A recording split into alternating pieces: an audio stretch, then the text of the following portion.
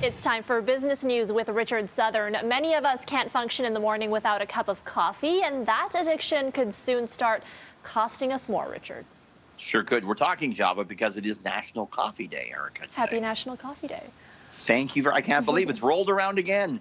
It's like Christmas for many of us in the News journalism industry. world because we Oh, live yes. on it. Absolutely. Yeah. Yeah, National Coffee Day. And Canadians, actually, on the whole, Erica, really love coffee. You know, we're third in terms of per capita consumption of coffee. We drink a lot of it. And that's why this news I'm about to tell you is so important. The price for it is about to go up. We've talked about this a few times over the past few months. The wholesale price of coffee has been edging higher. But now it's going to start showing up at the retail level. We're going to start to be paying a bit more. I caught up with the head of the Canadian Coffee Association to talk about this today.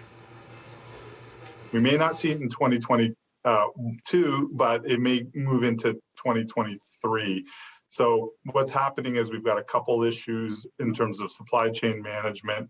Some of the producing countries are having some issues, and that's translating into higher bean prices overall. Yeah, so look for that at the grocery store. That's why you will see the hike. Starbucks, Erica says, it probably won't be hiking prices until the end of the next fiscal year because it has 14 months worth of coffee in reserve. Coffee sales, of course, were hurt during the pandemic, but the market expected to recover at some point next year.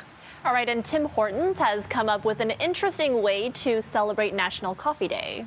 Yeah, their own clothing line, Erica. I'm going to show it to you here. It's called the Double Double Collection.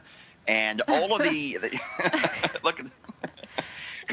Would you wear that on City News, Erica? I drink a lot of coffee, and now I'm going to become coffee. Yes. Oh, well, you'd have no stains on this, right? It wouldn't stain because it looks just like coffee. It's actually meant to be the color, Tim Hortons says, of their double coffee.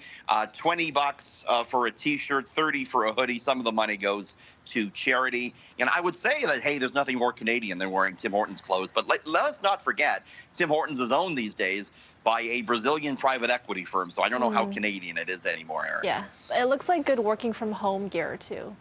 Very comfortable. That's not a compliment. Okay, and finally, the internet is full of misinformation and theories about COVID-19 and vaccines, but YouTube is trying to put a stop to that, Richard.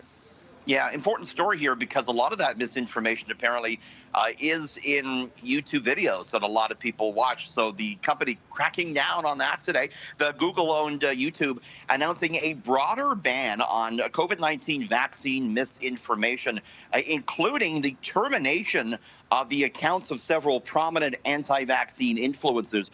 Any content, Erica, that falsely claims that the approved vaccines are dangerous or ineffective, including the false belief that vaccines cause some diseases, will be blocked now by YouTube. This follows a similar ban by Facebook back in February.